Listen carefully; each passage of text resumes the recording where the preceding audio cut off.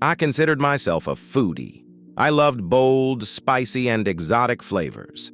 So, my mom's cooking was a constant source of quiet frustration for me. She always made very simple, plain food grilled chicken with no spices, steamed vegetables, simple broths.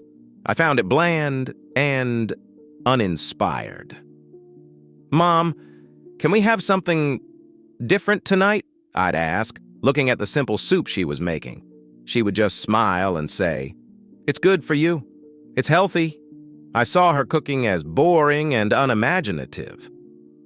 One evening, I was at a potluck dinner with friends. One of my friends brought a very simple, plain rice dish, and I remember feeling a little sorry for her as everyone else arrived with complex, flavorful creations. Another friend tried the rice dish and exclaimed how delicious it was.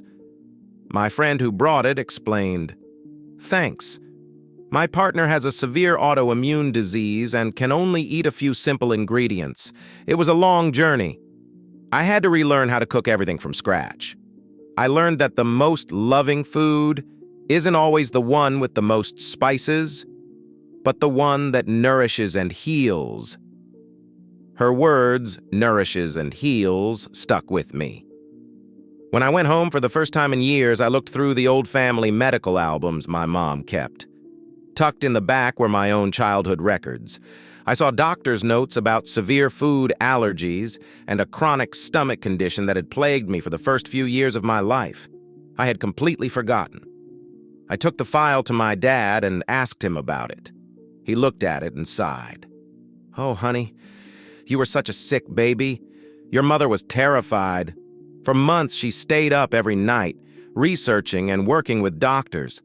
She was the one who figured out this simple, clean diet that finally made you healthy."